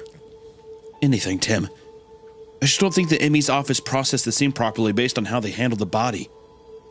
What are you talking about? Shit, I didn't tell him about my little visit to the ME's office. Nothing. Let's start out and do a full sweep of the perimeter. She should tell him. She should, if she trusts him, she should tell him. Yeah, why would she not? Especially the way... Maybe at this second, it's like, okay, we're standing here. Let's just get this over with, and then I'll explain it to him. Yeah. But she needs to explain it to him. I feel like you would debrief that, or I'm surprised that she's, like, as a veteran on the force, that she wouldn't be like, has this happened to you? Like, this seems so odd. You know what I mean? Yeah. You'd think it'd be something to bring up. I wasn't really sure what I was expecting. There was still police tape across the front door with a fire red sticker on the seal of the doorway stamped, "Do not enter." I leaned in to check the door handle to make sure it was locked. As I reached down, I heard a loud, shrill scream come from immediately behind me. I jumped up, turned around, and shined my flashlight straight ahead. Nobody was there. I heard a much softer, quieter squeal come from ground level. Redirected my light downward. Sitting in front of me was a Halloween black cat. Jesus Christ, cat. What the hell are you screaming at me for? Now that she had my attention, she came up to me and wrapped her body around my leg, purring. I proceeded to check the rest of the windows and worked my way to the rear of the house, towards Tim. Haley, yes, I named her, followed me and began frantically meowing at me the closer I got to the rear of the house. Her screaming got so bad, I had to throw her some crackers from my pocket just to distract her, and it worked. I noticed a shadow in the upper level window, but couldn't make out what it was. I began taking steps backward to get a better look through the upper level window, all while shining my flashlight upwards. But about the 7th or 8th step back, I felt something hard and sharp whack into the back of my ankle, brought me to my knees. Tim came running over, since this time, I was the one doing the yelling and not Haley. He shined his light down to make sure I was okay. Thank God there was no blood, and I seemed to be fine. I bent over to see what it was that I felt go to my ankle, and I felt a rusted, sharp chunk of metal. It was an old root cellar door handle. Root cellars are not uncommon on these old farms. It was a way for farmers to store their harvest over the long winter months when refrigeration was non-existent. What the hell is that? It's a root cellar door. We need to see what's down there. We opened the door and I used my ASP baton to wrap all of the spider webs around it and clear a path for us. Barkley, you're fucking going first. I'm getting too old for this shit. I'm good. Yeah, I was about to say, yeah. So hold on. She heard a scream, but then she wrote it off as being the cat. And then after that, a door handle just flew into her ankle. Yeah, I was confused by that. I didn't know if that she was like walking or if she like tripped into it or not. I don't know. She seems very nonchalant. Also, I just want to say, has she never been around a fucking cat before? Do you, like, to discern? Because if I was like, oh, I heard a cat scream, but just to say I heard a violent, horrid, shrilled scream, I would almost think it's not like an animal, I guess I would say. I have never confused a woman scream for a cat scream aside from like a mountain lion. Right. I shine my light down and began going down one step at a time. I went slowly so as to not fall through one of these old wooden stairs. We walked down what could only be described as a tunnel for about 10 seconds before we reached a small set of stairs. There were about 4 steps up that led to a smaller hatch, almost like an attic door. One that you must crawl through without a ladder. I reached up and opened the hatch, popped my head up and shined my light around. There was a large rug over the hatch opening. Tim helped me push it out of the way. Once we could finally see in the room, I recognized it. It was the room we found Jane Doe. Tim grabbed my arm and convinced me we needed to leave because this house was still an active crime scene and we couldn't go walking around inside. We finally figured out how the body got into that room. I knew I wasn't crazy. There was no way anyone had touched that lock on the outside. We turned around and retraced our steps, careful not to disturb anything. Along the way, I tried to look for evidence, but it was too dark. It was an area that would be better examined during daylight. We returned to our cruisers and calmed our nerves over a long smoke break, despite the fact that I'm not even a smoker. I got home, passed out, and went back into work on Sunday. One thing I love about working weekends is that there is no brass at the station when I go into work. However, this day was different. As soon as I walked in the station, I overheard my coworkers talking about some suits that were up in the chief's office. Sergeant Oakley saw me and immediately snapped his fingers at me. Barkley, get over here. Chief got called in today because of a surprise visit from some suits. He wants you in his office immediately. Headed upstairs to the chief's office, little surprised that the feds were getting involved in this case. I began to wonder if the FBI got involved because of a potential serial killer. My thoughts were quickly interrupted by Chief Fox. Barkley, get your ass in here! Oh, the wonderful sound of his voice. Hello, Chief. How can I help? Barkley, the marshals got called in to help with this case. The U.S. Marshals? They usually go after fugitives. Do they think a fugitive did this to our Jane Doe? Do they think our John Doe is a fugitive? My mind is going 100 miles per minute. Chief Fox then told me I had to sit down with them and answer any and all questions that they had. I took a seat and walked them through my past week, explaining the 911 hangups and finding the body.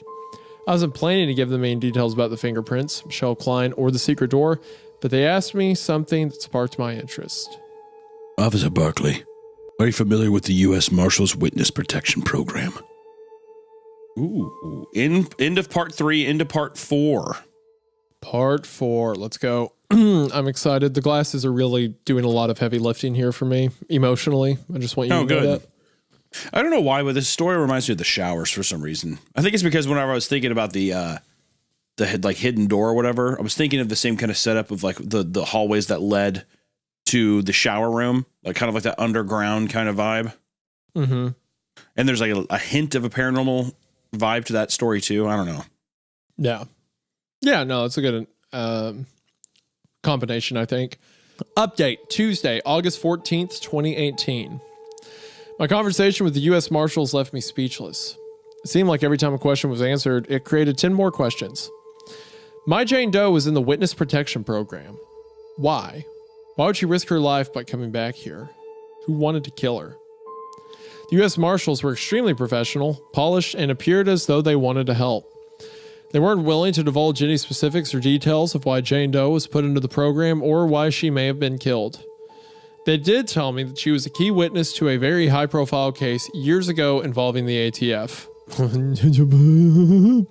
They also admitted that Michelle Klein was her real name. However, they faked her death upon entry of the Witness Protection Program. Wherever I ran her fingerprints through APHIS, I triggered an alert in their system, and that's how they came to be standing in front of me. Okay, so I will say, that's really cool. I got worried for a second that the story was going to take a direction of being like, the whole department's in on it. And the second she ran the fingerprints, like they blotted them out of the system. So I was just afraid that there was going to be like an unbelievable level of like local cop corruption or whatever. But I do like the idea like, oh no, the reason it did that is because this was a witness protection case. We had to investigate. So like, I like the direction the story's going right now. Yeah, basically. It's a fun, I guess what is it like? It's bounding itself more in the realm of mystery than it is the supernatural. I feel like it's subverting your expectations a bit, I think. In a good way, yeah. You know, this honestly reminds me of how like the OG Sherlock Holmes stories went. Because a lot of those, I remember reading this Sherlock Holmes story as a kid called The Speckled Band. And it was about this woman who said that there was like a ghost that would come into her room. And one night she woke up from bed and then yelled the Speckled Band and then died. So everyone thought the ghost did it. But then it's Sherlock Holmes going through and seeing that there's like a secret entrance, a secret wall that people were hiding in, stuff like that. It reminds me of that a lot in a good way. I like it. Yeah. Before I could ask any questions, they shook my hand and thanked me for my time. They walked out the door before I could even get a Y out of my mouth. Who killed Michelle Klein? Who kept calling 911? What did this poor woman get herself into? Why was there a receipt in her pocket from 20 years ago? I finished up the rest of my shift, completing paperwork, which I eventually faxed over to the suits.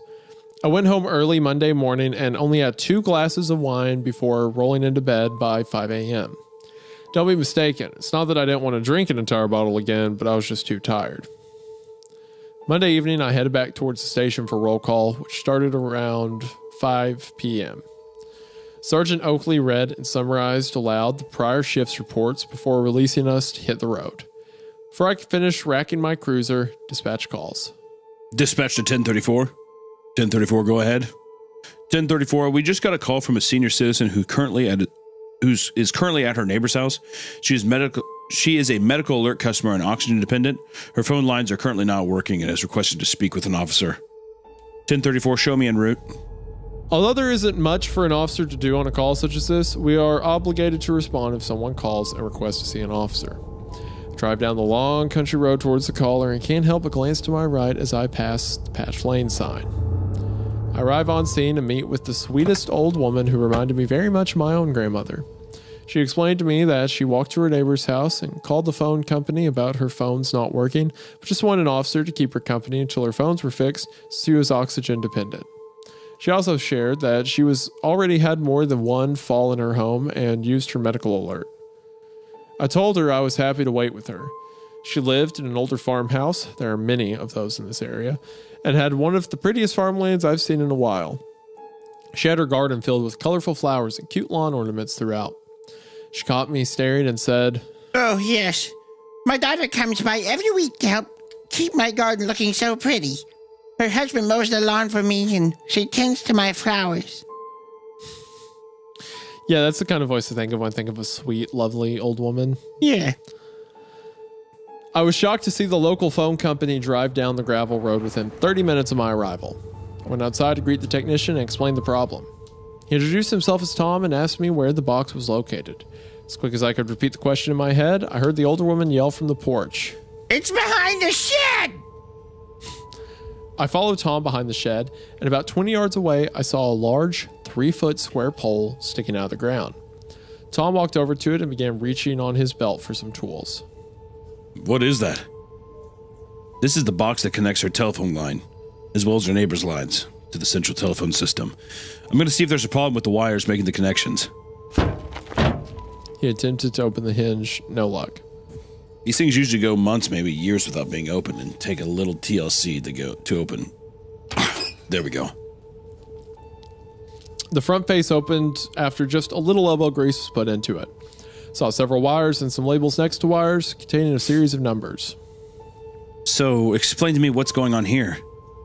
Well, these boxes were put here way before your time. They had to install these when landlines were first becoming a thing. You see the wires and the numbers after them? They show the address each wire is associated. I noticed a loose wire hanging from the bottom, with no label. This one appeared to have a female attachment on the end. I asked, "And what is the wire made to connect to?" "Oh, that's there so we can plug our phones into and make phone calls into the test lines." "Wait, what? You can carry a phone in your pocket, plug it in, and make a call from a box?" "Well, it isn't exactly that simple. You need a certain type of phone, but yeah, I guess kind of like that." What phone number would show up when you called someone from that box? Whichever neighbor's line you selected up here. As he motioned to the labels and switches, it was then that I had my light bulb moment. What if my 911 hang-ups at Patch Lane were being done at one of these boxes? I asked.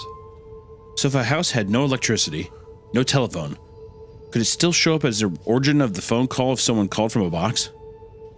Tom paused for a moment to think about it and responded. I guess, yeah. I mean, that's possible. As long as the telephone line has not been reassigned to another person. Tom finished up his work and was able to get the phones working again. I left the scene within the hour, so it was still light outside. I decided to head back to Patch Lane in the daylight to see if I could find one of those landline telephone poles. I arrived on scene and began walking through the acreage. After about 20 minutes, I found it. I leaned over and wrapped my 2 fingers inside the front panel and pulled. The door opened with ease, much like the last box I watched Tom open. Somebody had opened this box recently, but who?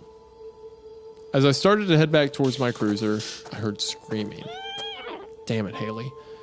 Turned around and saw Haley sitting by the front porch. She's really got to clarify screaming and yeah, for screaming. real. It's messing with me a little bit. This time, she looked in pain. She was holding a front paw in the air and kept looking at it, screaming in pain. Got closer to her and saw that her paw looked incredibly swollen. I'm an animal lover, so I decided to wrap her in an old uniform shirt I had in my trunk and set her in my cruiser. Grabbed my phone from my front vest pocket, Googled local veterinarians. I was pretty damn surprised to see my family's old vet was showing us still open and in business. We had a black lab growing up that I swear was the most intelligent dog. Dr. DeMeyer's was just down the road and open until 8 p.m. I glanced at my watch and saw it was already 7:40, so I rushed down the road to the vet. Dr. Mayer immediately took us in and began examining her paw. I couldn't believe this guy was still alive, let alone still working. I remember him as being old when I was a kid. He has to be in his 80s by now. My dad used to always take our dog to him, and I remember he would call Dr. Myers the mayor because he knew everyone in his because he knew everyone in this town and knew everything about them. For as much as my dog hated the vet, I swear my dad loved going there to shoot the shit with Dr. Myers. So, where'd you find this cat, officer? Down on Patch Lane at an abandoned farmhouse. She was sitting on the front porch, crying in pain. I just couldn't leave her there. Yeah. I haven't heard about Patch Lane in quite a while. Oh, are you familiar with that house? I don't know if I would say that. I just remember the stories that circulated the town way back when. He stopped to write down some notes in his chart. He looked up and said, That was a beautiful farm. I remember taking care of the cows on the old Wentz farm when the Goods lived there. Did you know the guy that lived there after the Goods passed? Oh, I never knew him. I only heard many stories. What stories? Well, that fellow was a jack of all trades, you could say. He dipped his hands into about every illegal scheme you could think of.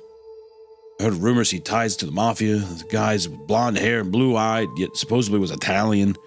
Now you only explain to me, officer. Never did it understand.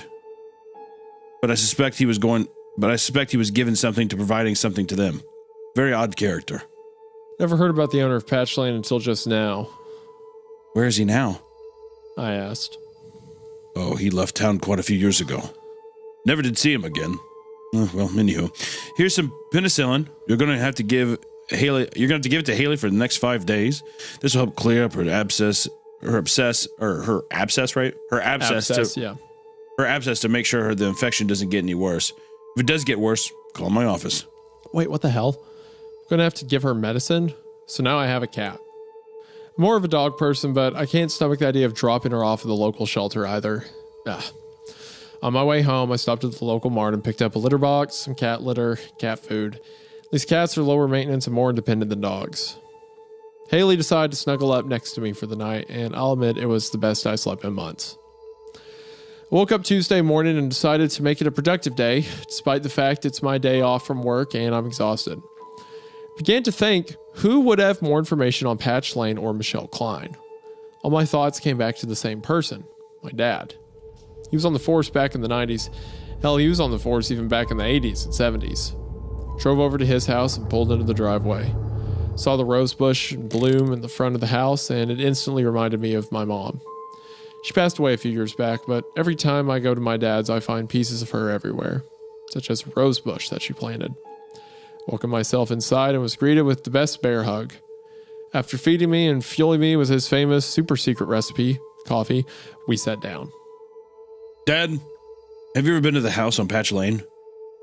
Oh, wow. Yeah, I have. Many, many years ago. Really? What were you there for? The ATF needed a couple uniformed officers to assist them with gathering evidence for a case. They busted the owner of the place for smuggling in illegal guns, and he had them stored in the shed of the farm. What?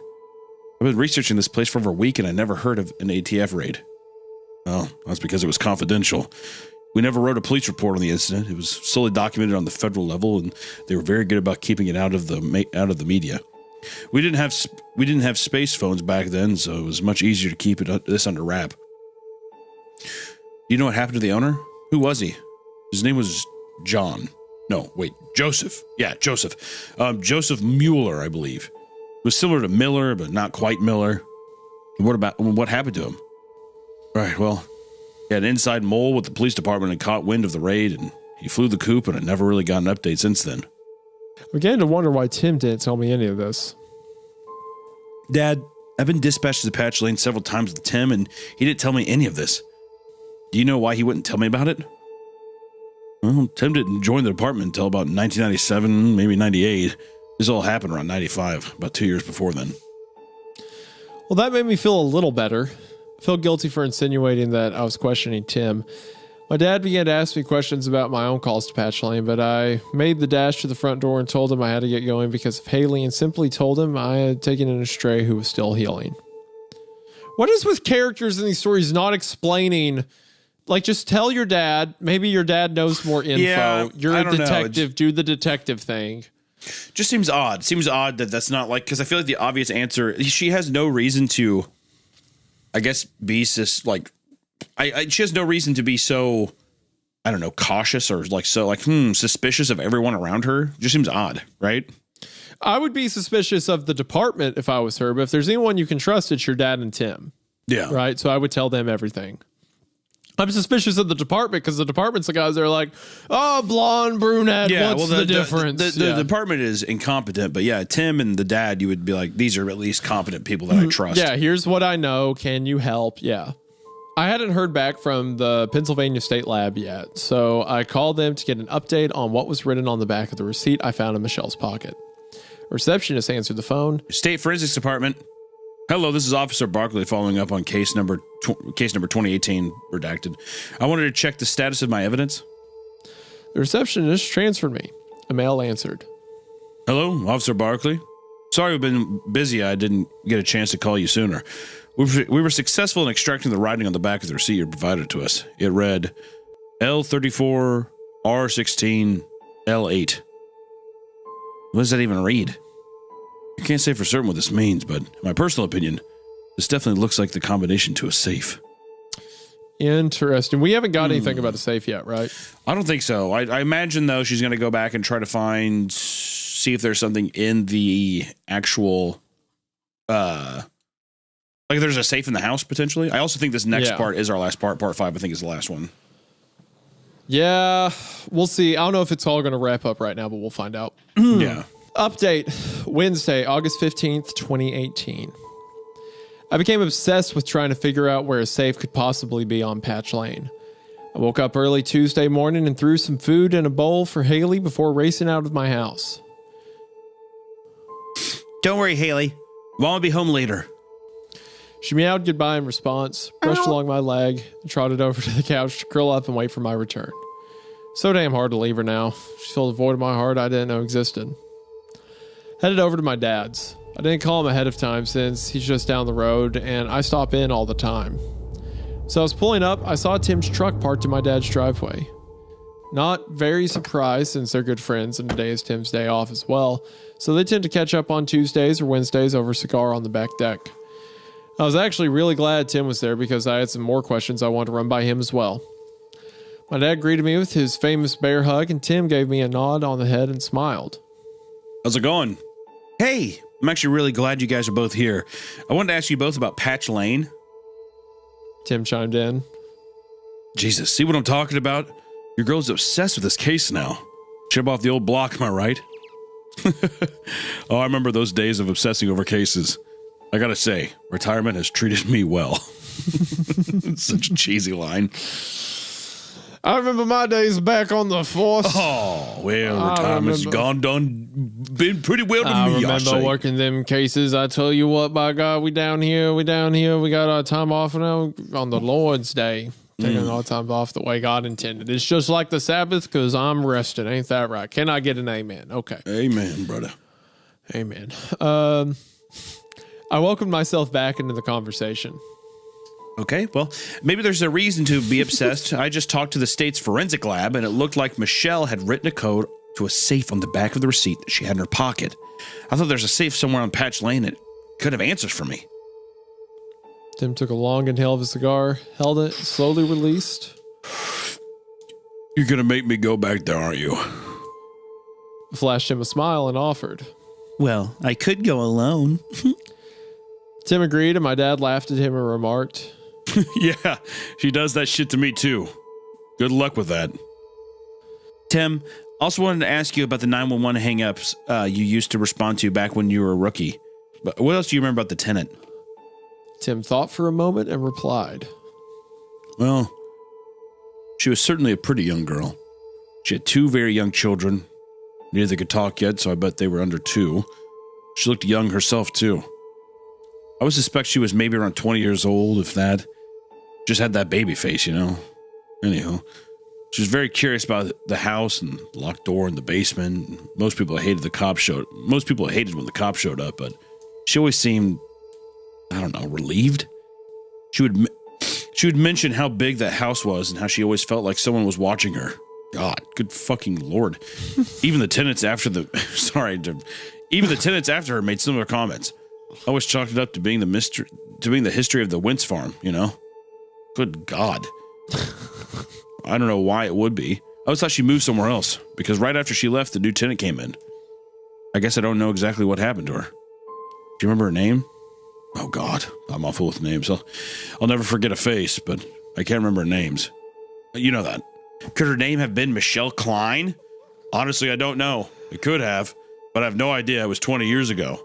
Dad, what do you know about the tenants of the house in the late 90s?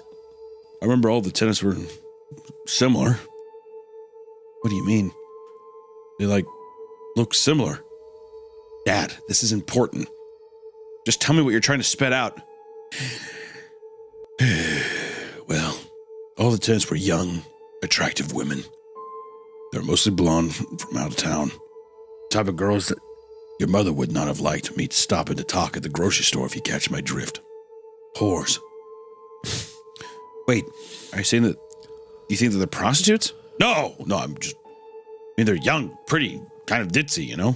I wasn't sure what to make of this information, but I let Tim finish his cigar before he headed into the station. We were scheduled off for Tuesday, but given this new information, I requested and was granted to come in and work overtime to follow up. I remembered that Tim used to go to the beach and come back with old coins and whatnot that he would find using his metal detector. I asked him if he could bring his metal detector to Patch Lane with him this evening to help us find the safe. After we broke from roll call, we immediately headed to Patch Lane. The scene was done being processed, so we walked through the front door. We went up to the master bedroom and tried every floorboard, every inch of the wall, looking for where a safe could be hidden. We were unsuccessful. We mutually decided to try the basement before the rest of the house. Worked our way into the room where we found Michelle's body.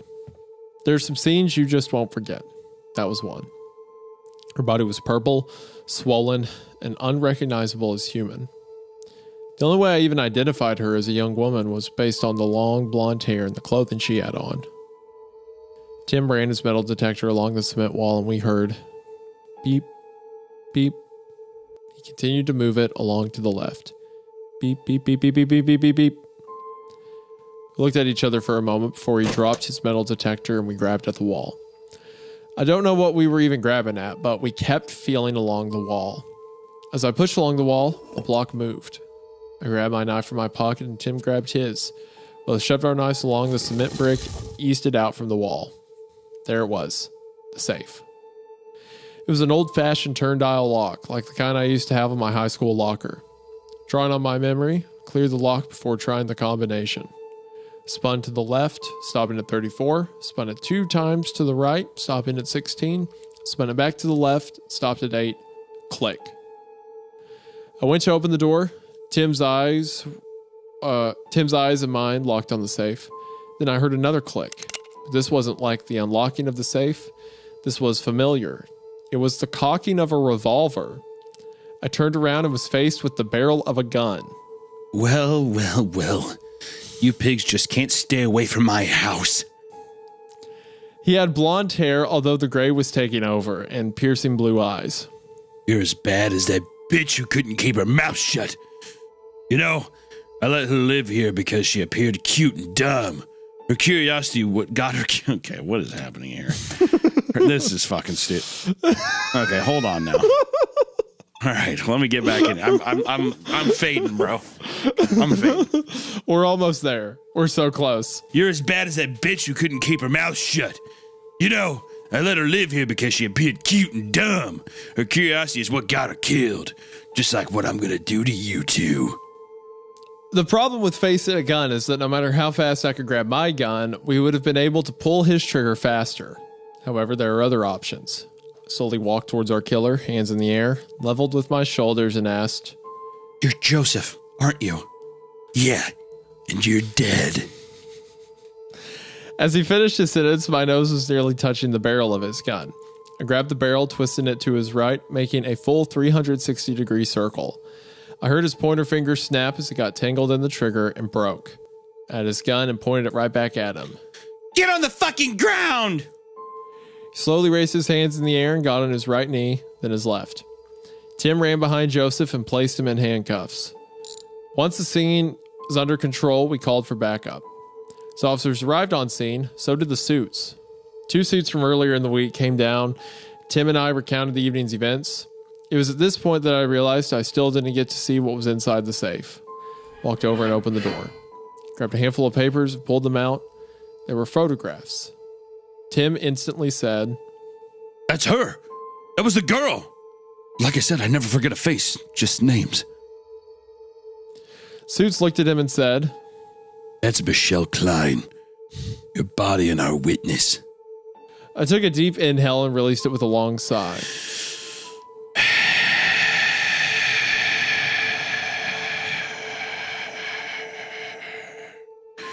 Now, could you please tell us what the hell went on here?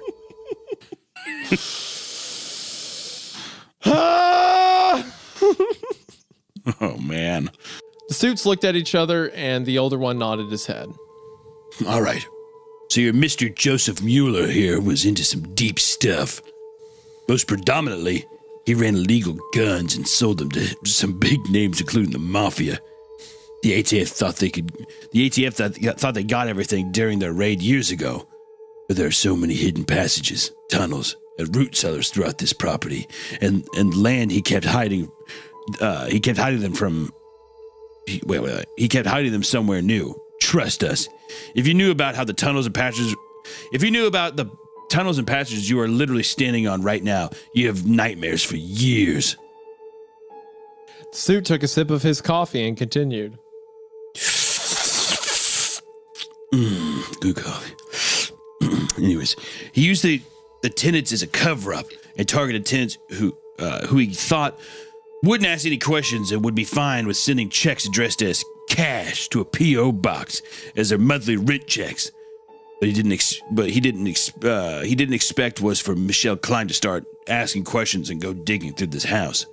She stumbled across one of the root cellars where he stored guns and called the feds immediately. She didn't know she could trust the oh my god. She didn't know if she could trust the local police at this point and went straight to the ATF. ATF contacted us and said they knew Mueller and knew that if he found out that she knew, then she would be dead. She knew that he knew, that she knew that he knew that he'd be dead. So they sent her to us to protect her. Part of her protection meant that We needed to fake her death so that Mueller wouldn't be suspicious and go looking for her. She refused initially, but when he explained to her that their children's lives would be at risk too, she agreed. He looked towards the safe and continued. Looks like she used the safe here to store old family photographs and their birth certificates as proof of their existence. We told her she had to leave all this behind and couldn't take any evidence with her of her previous life or her children. This all happened on October 20th, 1998. It looks like she wrote down the safe code on the first piece of paper she could find and kept it after all these years. Received notification about 2 weeks ago that her son was diagnosed with cancer. Goddamn cancer. Kid was only 22 years old and a brain tumor. She kept on telling us she wanted to go see him, and we explained to her why it just wasn't possible. And we even told her we probably wouldn't recognize her. We probably wouldn't recognize her. It looked like she did her best to try to look as close as... Wait, oh my God, I can't fucking read. It looks like she did her best to try to look as close as she looked 20 years ago, including her clothing, so that he would recognize her. She probably wanted to go grab these photographs to show him proof that she was the mother and jog his memory. When she was here, Joseph must have seen her from one of his tree stands and wanted to silence her.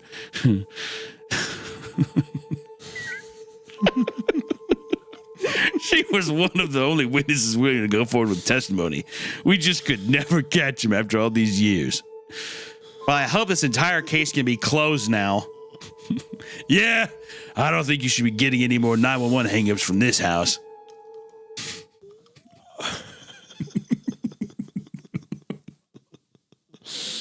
So hold on.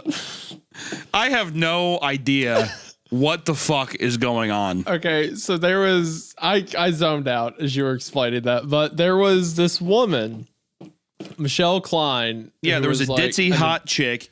She was an apparently informant for this guy that was running guns. The mafia guy. Sure, yeah. And then she was like, hey, there's a guy's running guns. So then she gets put to store photographs. Yeah, she gets in the witness protection program, puts the safe in the photographs thing, blah, blah, blah, has to abandon her kids. So her son gets cancer and she doesn't talk to her son. So she was going to go back to the house after all these years and grab pictures to be like, see, this is me. I'm your mom. But the Joseph Mueller mafia guy is in a tree stand and so she goes back to the house to get pictures of her life before witness protection. Mm-hmm. To tell a 22-year-old that she is his mother. And she wanted to see him.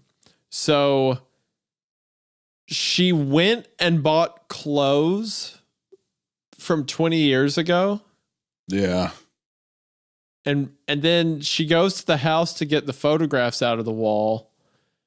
But the guy who 20 years ago had the house the ATF was searching is just living in the woods of the property now. And he's in like a tree stand with a rifle. And he sees her and then kills her. And then for some reason, after he kills her, starts calling the police. I don't think you should be getting any more 911 hang-ups from that house.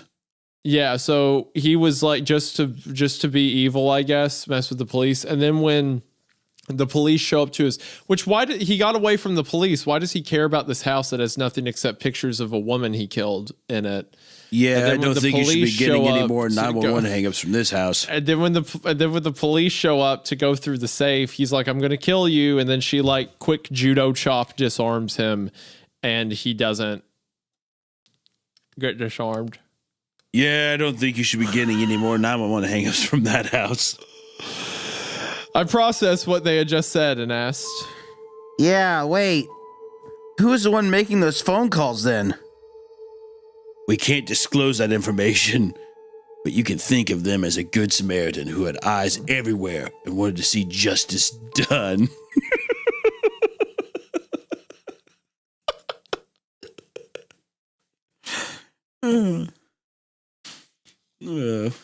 Hold on. Someone saw that the guy who had the mouse murdered a woman and then put her in the secret room that led to another secret room in the house. So their solution was to just call the police and say something was happening at this disclosed house over and over until we headed back to the station where I started the never-ending paperwork process. Now that we were more secluded, I grabbed one of the suits and decided to tell him about my experience at the medical examiner's office.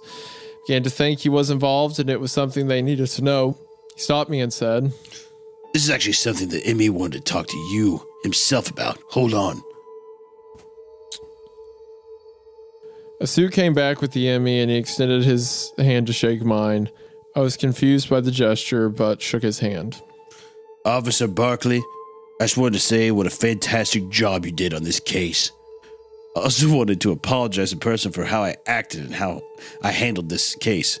I received an anonymous threat that if I performed an autopsy or did anything at all with the body, my family was going to be killed. They even knew my daughter's school and her schedule. I am so sorry. I was afraid to go to the authorities out of fear for my family. I'm so glad to see that you stuck your guns and saw this case through.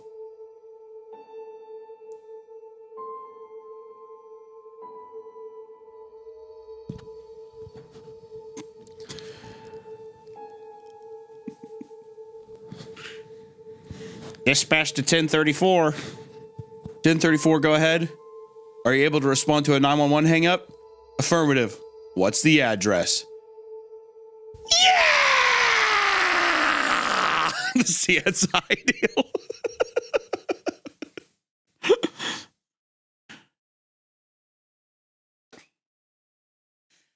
What do you do with a drunken sailor? What do you do with a drunken sailor? Okay. Well, Isaiah, what'd you think? That's the end of it. Except now it's an anthology of all the other kooky cases that's going on. Okay. So I met the thing I said about the story earlier, that it's like a Sherlock Holmes format still fits, right? It's like, yeah, hold on. You have like, oh, it looks like it's a supernatural case, but then as the story goes on, you figure out that there's like realistic. Yeah, like it has a like Scooby-Doo. Yeah, it's a guy in a mask. It's not a monster. Yeah. My issue is I feel like the story bit off a bit more than it could chew with trying to set up like, oh, there's a house that someone from a different point in time appeared in the locked room. And then at the end, it was afraid kind of to leave some of that to the audience's discretion. So they had this huge info dump that explained, because you explain so much that it becomes more complicated. Like if you didn't say anything about the woman having a kid who has cancer, so she needs to dress up as how her son would remember her from 20 years ago. If you just said nothing, you could be like, oh, well, maybe the killer dressed her in that because he's a freak and that's how he remembered her, right? Just if you just don't address it, you can give plausible reason to the audience. Like it tried too hard to make sure you understood everything, that it kind of like led to more confusion. But that being said, I really liked the idea of setting up like a police officer's call to where you think it's a supernatural case, but then it has a reasonable explanation. I feel like it leaned in a little heavy to the exposition dump at the end. But I like this format. And also, this seems to be one of her first stories, I believe. And now she's a published author with a bunch of work. So I would love to see this kind of format refined. I think it could do well. Yeah. How do you feel there, detective? I'm dead inside. Okay. All right. Well, having the medical examiner at the end come out. That and literally be was like, insane. Officer Barkley, I just want to say because the guy Joseph Mueller, one guy who is for some reason 20 years later living in a tree stand outside of the living house. in a tree stand. Is for some reason this mysterious person who's like, hey, they're gonna kill my family. He had to then call Barkley sweet tits and sugar or whatever the fuck he was saying. He's like, sorry, Well, I had to be a completely different person. Yeah, he had to be evil. And then afterwards, there's the whole like the hero gets their way in the end because the medical examiner's like, I apologize for my behavior because this random person threatened to kill me. And instead of doing what any medical examiner would do and telling the police I work with, I just went along with it and decided to help cover up a murder. But there's other that, you know, there could be more to Joseph Mueller, right? And these other stories out there from this cop who just gets no respect, little Rodney Dangerfield cop gets no respect, and it's a whack pack case of cops here. But maybe have your antagonist of your story have a little more of a reveal than 3 sentences before he gets arrested is what I would is a creative note that I probably would have given. Maybe introduce the concept of someone being there before it's like a revolver cocks, I'm going to kill you. And then she disarms him and that's it. Never gets robbed again. Why is he there to shoot police off? He got off of the case 20 years ago. Why is he in the woods near the old house? Why even introduce the spooky urban legend thing? I get it's to make the house seem creepier and to maybe introduce like a paranormal aspect, but it's like, I just wish there was something more tangible to this, and I feel sick and sad. I feel like a piece of cloth. All right, maybe we should end the episode there, buddy. I feel like a ragweed. Okay. All right. Thank you all so much for watching. I want to check out some of the other stuff. I like this idea. I want to see it refined more. So be sure to check it out. We'll have stuff linked in the description. Hunter, is there anything you'd like to say? I feel like a piece of cloth. I feel like a ragweed. It's really, I want to go home. Thank you all so much for watching. I'm a piece of hope cloth. that you enjoyed. Get the merch while you can. I'm a ragweed. It's gonna be sales are gonna be over very soon. Thank you for the support. Continue to support here, like, comment, audio platforms, all that. Thank you all so much, and we will see you next week. Until then, stay creeped. You Cass. Stay cast, you creeps. Yeah. Amazing grace, how sweet the sound that saved 2 towers from me. I once was lost, but now am found.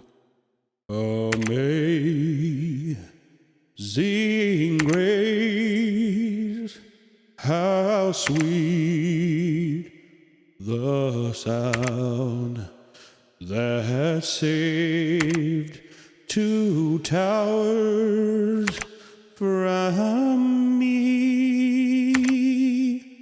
I once was lost, but now am found.